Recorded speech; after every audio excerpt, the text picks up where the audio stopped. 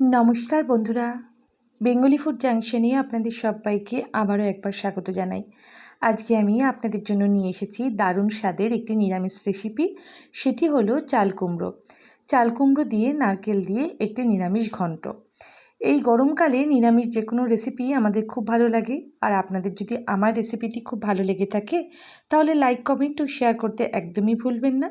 আর আমার চ্যানেল যদি আপনারা আজকে নতুন ভিজিট করেন আর চ্যানেলটি ভালো লাগে তাহলে চ্যানেলটি সাবস্ক্রাইব করিয়ে পাশে থাকা বেল বাটনটি চাপ দিয়ে দেবেন। আমি যখনই কোনো নতুন রেসিপি দেব আপনারা খুব সহজেই তা দেখে নিতে পারবেন। দারুণ স্বাদের এই চাল কুমড়ো রেসিপি দিয়ে কিন্তু একতলা ভাত নিমেষেই শেষ হয়ে যায়।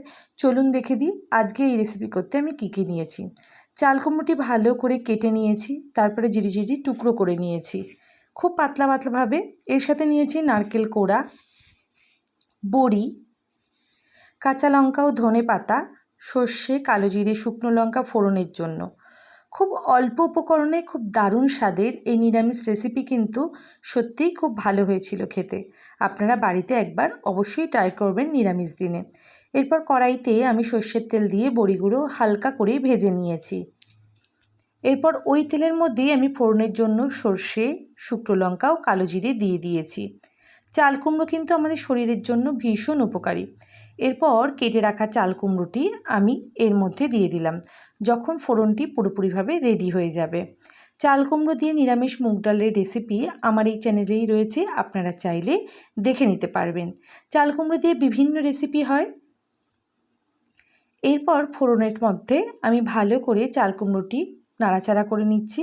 এর মধ্যে আমি এবার একে একে দিয়ে দেবো সামান্য হলুদ গুঁড়ো ও সামান্য লবণ, যাতে চাল কুমড়োটি ভালোভাবে নরম হয়ে যায়।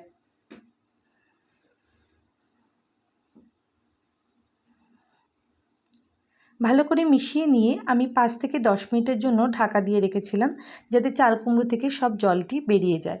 দেখতেই পাচ্ছেন 10 মিনিট পর চাল কুমড়ো কিন্তু বেশ নরম হয়ে গিয়েছে এবং কালারটিও চেঞ্জ হয়ে গেছে। এই পর্যায়ে আমি কুড়িয়ে রাখা নারকেলটি এর মধ্যে দিয়ে দিচ্ছি। যে কোনো পদেই নারকেল দিলে কিন্তু সেই পদটির স্বাদ অনেক গুণ বেড়ে যায়। এর মধ্যে এরপর আমি চেরা কাঁচা লঙ্কা দিয়ে দিচ্ছি 4টে ও ভেজে রাখা বড়িটিও দিয়ে দিচ্ছি। এরপর সব কিছু দিয়ে আরও একবার ভালো করে মিশিয়ে নিচ্ছি। প্রত্যেক বন্ধুদের কাছে অনুরোধ রইল ভিডিওটি স্কিপ না করে ফুল ভিডিও দেখার, তাহলে আপনারা যখনই রেসিপিটি তৈরি করবেন পারফেক্টভাবে রেসিপিটি তৈরি হয়ে যাবে। এই পর্যায়ে এসে আমি আরও একটু হলুদ এখানে অ্যাড করেছি। এর সাথে এখানে স্বাদ অনুযায়ী একটু চিনি দিয়ে দিলাম। চিনি কিন্তু এই রান্নাটা একটু ব্যবহার করতেই হবে, এই রান্নাটি একটু মিষ্টি মিষ্টি ধরনের খেতে হবে। ভালো করে এখানে আমি সব কিছু মিশিয়ে নাড়াচাড়া করে নিচ্ছি।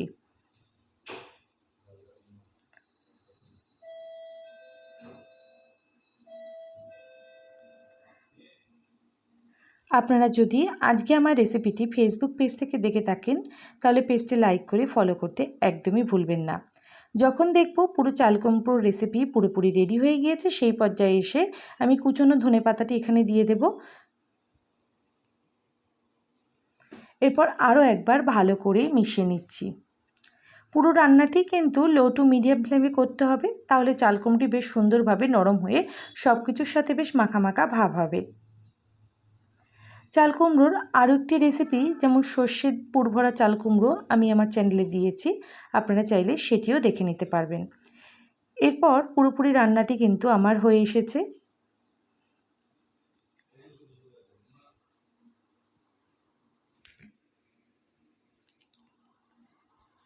পুরো রান্নাটি যখন ঠিকঠাকভাবে হয়ে এসছে এই পর্যায়ে এসে আমি চাল কুমড়োটি একটি পাত্রে ঢেলে নিচ্ছি।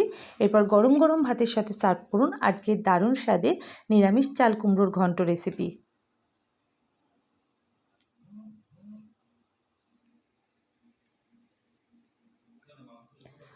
প্রত্যেক বন্ধুদের অসংখ্য ধন্যবাদ ভিডিওটি দেখার জন্য।